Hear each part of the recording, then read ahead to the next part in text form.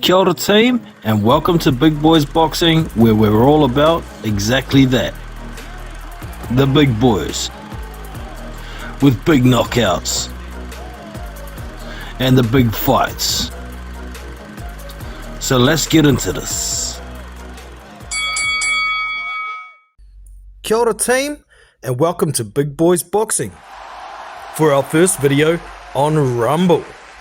What is Rumble, you ask? It's another video platform like YouTube, but it has a lot less restrictions. You can say what you want, do what you want.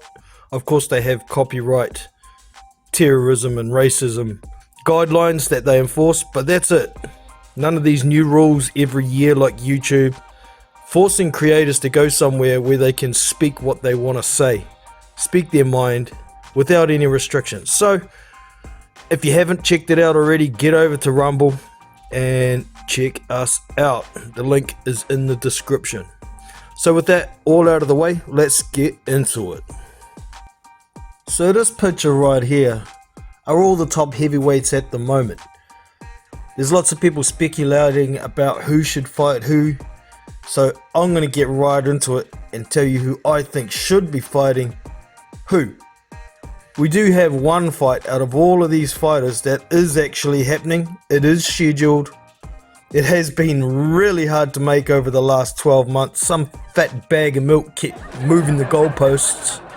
And then when the deal finally did get made, he got cut and had to pull out. So we are going to get the undisputed heavyweight fight, the first one in 25 years, between three-belt holder Alexander Usyk and WBC champion Tyson Fury. This is going to happen on May 18th. If anybody pulls out, they get a $10 million fine out of their own pocket. So I'm pretty sure we're going to get it this time. So let's move on.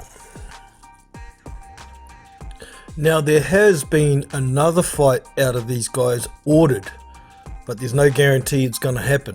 So the WBC have ordered an eliminator, not a final eliminator, and I will get to that in a minute, but they've ordered an eliminator between Frank Sanchez and Ajit Kabayal. It's a good fight. Two guys who have won somewhat meaningful fights in the series of Saudi Arabian fights. So we're yet to see whether it's going to be made or not. It has not been confirmed yet. There's been no news of any purse bids or anything like this. We'll see if this is going to end up on the Fury Usyk undercard in May. It may even end up on the 5v5 card, which is going to be in June. I believe that's the card that Dmitry Bivol and Artur Beterbiev are going to fight on, but we'll see. So don't hold your breath, because if the Saudis don't get involved with this fight, I don't expect it will happen. Full stop. Neither guy has any big promoters behind them, so we'll just see what happens. But I like the fight. I'll cross my fingers and hope it gets made. Moving on. Alright, now we're into the nitty gritty, some of the bigger names. We'll start with the biggest earner in the heavyweight division, Anthony Oluwafemi Olaseni Joshua. He's coming off a few fights that he's won, but none of them have been the very top guys. He came off his two losses to Alexander Usyk, losing his unified title status. He stepped in the ring with Jermaine Franklin, got a decision there. Then Robert Helenius got a knockout in the 7th round after struggling with the jab. Then he cleaned out Otto Wallen, who was probably the best ranked opponent, who had just become number 2 ranked in the IBF, beating Murat Gassiev. And now he's just smashed over Francis Ngannou. It was just a gimmick fight pretty much, but a good earner for him. He's talked about becoming 3-time unified champion. So if he's going for a championship, there's only 3 opponents in my head that I can see. So if you look at these rankings across all of the governing bodies in the WBC, he could petition the WBC to fight Frank Sanchez in a final eliminator for the mandatory position, and then he's guaranteed a shot at the WBC champion.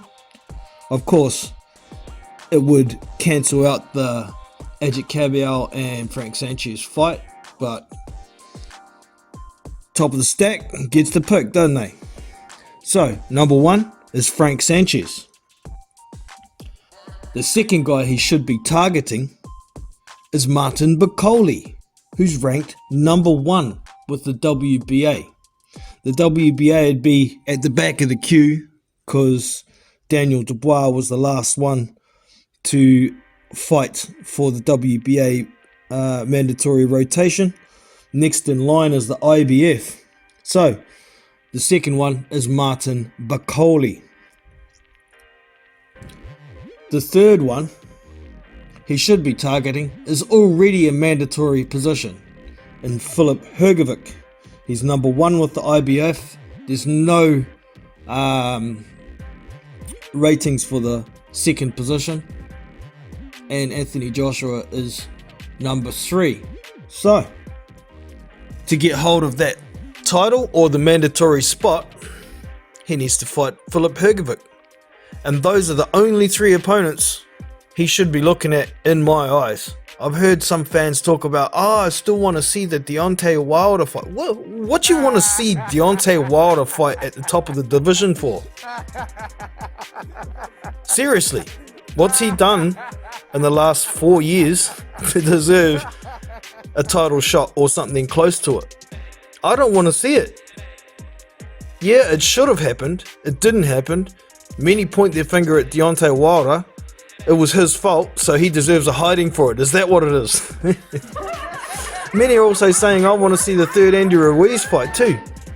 So Anthony Joshua can do what he should have done to Andy Ruiz the second time around, instead of boxing from the outside, staying extra safe.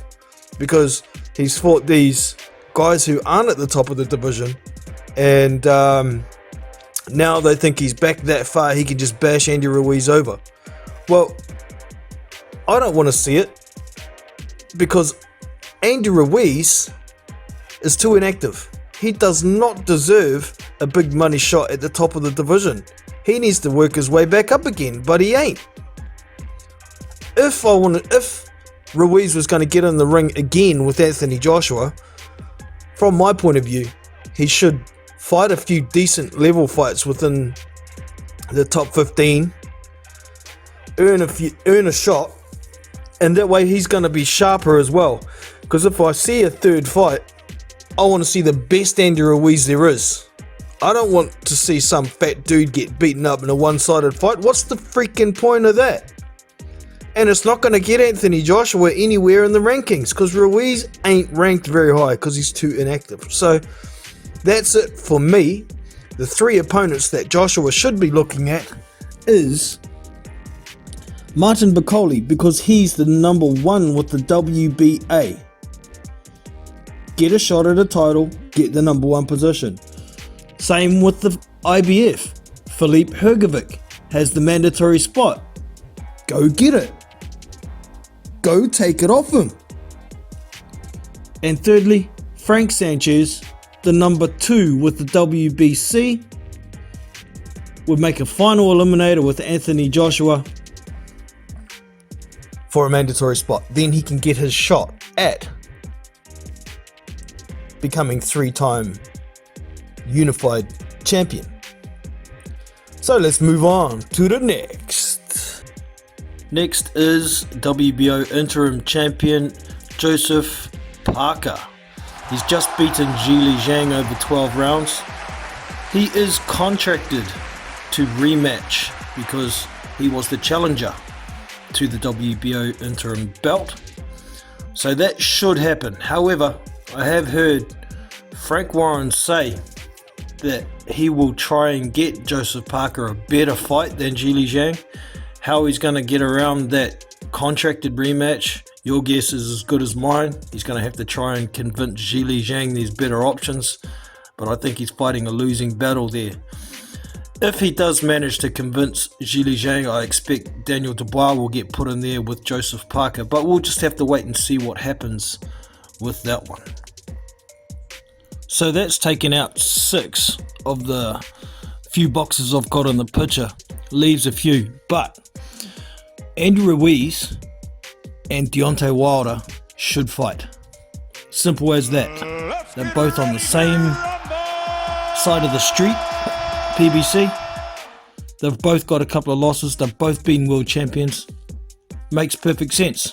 Let's get it. Simple. Now we have Triple D. Dynamite Daniel Dubois coming off a very good win over Jarrell Big Pharmacy Miller. I would like to see Dubois face Jared Anderson. It shouldn't be that hard a fight to make. Bob Arum and Frank Warren are pretty cozy. They work together quite often. So, let's get it. But I have questions about the motivation of Jared Anderson. He's always maintained he's not worried about belts or legacy. He's just there to make some money, and he wants to finish boxing by the time he's 27. So, if Anderson doesn't want that fight, wouldn't it be a perfect time to get the rematch between Daniel Dubois and Joe Joyce going? It's an in-house fight, easy to make. That's what I would like to see. How about you? So those are the fights I think these guys should be fighting in. A lot of the politics has been made irrelevant thanks to the Saudis and their money. Prince Turki Al Sheikh, the man. But as I explained, most of the fights in the second half there, it doesn't matter too much about who's with who because the promoters have been working together, and I can't see any roadblocks. All of these fights make perfect sense to me for fighters to get where they need to be, and it gives us the best fights at the same time. So let us know your opinion.